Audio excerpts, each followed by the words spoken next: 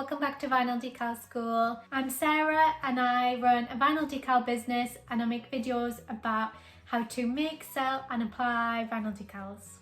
Today I really need to restick my cutting mats for my Cricut because they're, as you can see, a bit of a mess and just are completely not sticky anymore.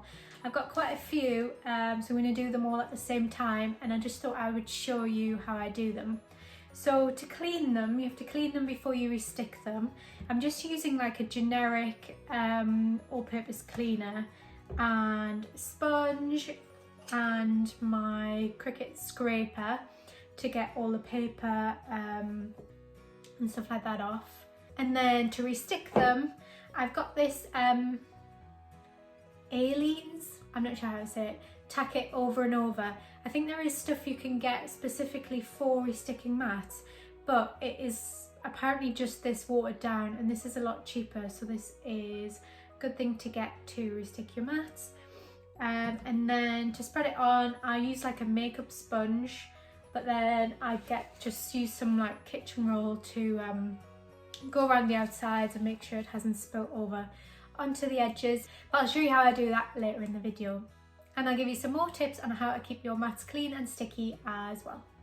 Before I start, please don't forget to like, subscribe and follow for more videos like this to help you make decals with your Cricut or Silhouette machine.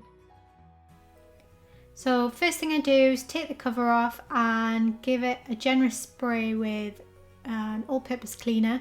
This one is just like an eco-friendly bathroom one because it was the first one I kind of grabbed, but don't use anything too abrasive on it, just a general cleaner will do, but you do have to give it a bit of elbow grease. Here, I'm rolling up my sleeves because yeah, you have to really scrub all the dust and bits of paper off. You can use something a bit more heavy duty than a sponge like this, but I'll show you in a bit why I don't use anything stronger than that.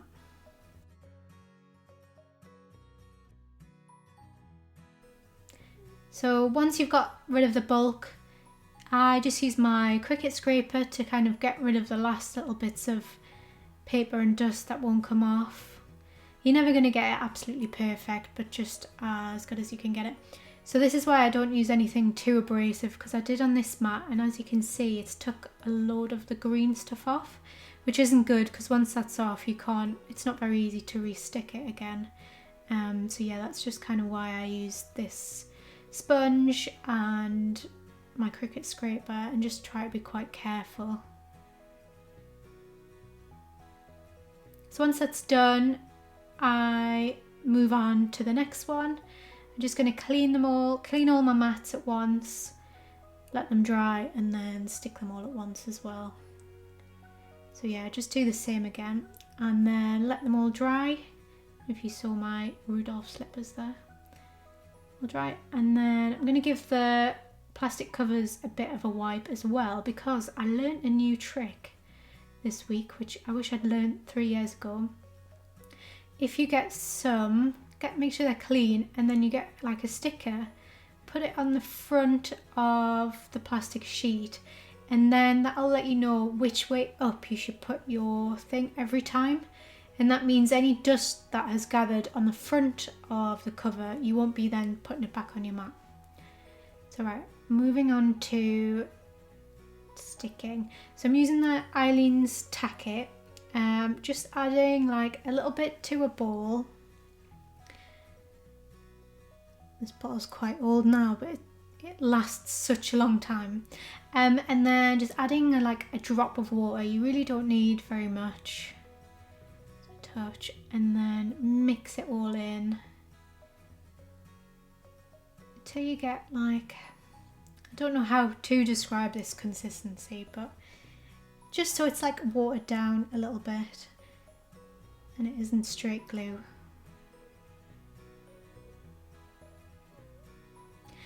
Then once that is all mixed in, just kind of apply a thin layer to your mats.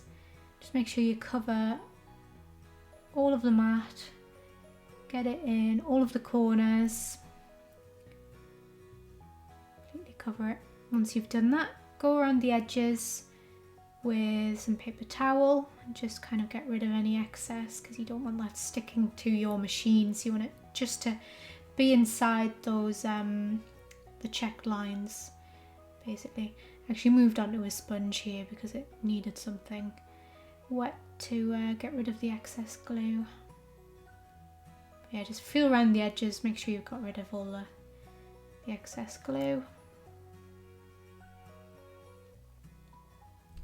And then just check it to make sure it's tacky. And I can see my fingerprints on there. That wasn't a good idea, but it's alright. As long as it's sticky, that's fine. And then again, moving on to the next one. And just do the same again. Then let them all dry out. Going on carpet's not ideal, but that's the only place I had to do them. And then clean all your tools, get all the excess glue off those. And so once they're dry, pop the plastic sheets back on, heart facing outwards, and then you know which way to put them around every time you use it. And so before I did that, the plastic cover was just coming off it, so yeah, you can tell it's a lot stickier. You do have to be careful the first few cuts you do with them, because obviously it's kind of like when you first get a new mat, it's really sticky. It's always better to bend the mat away from the project if it's really sticky like that, rather than trying to pull it off, pull the vinyl or card or whatever it is off the mat and then ripping that. Yeah, if you bend the mat away from the project, that tends to help. And so I actually don't do this that often, restick my mats. What I do is I try and get as much use out of all of them as possible. And then, as I said, I do all of the resticking in one day.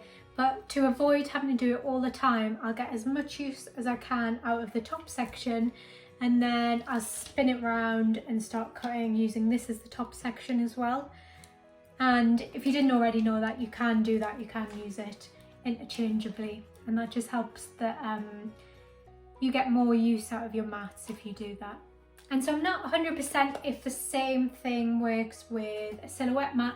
I actually haven't used my silhouette mat that much because I've been using the vinyl roll feeder.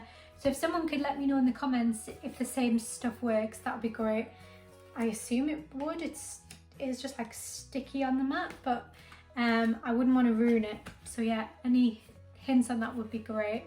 But yeah, I hope you enjoyed that and it was helpful if you own a Cricut and you don't want to keep buying these mats. Please don't forget to like, subscribe and follow my videos for more content like this, and let me know in the comments if there's any other tips you want to see or tutorials you want me to do soon.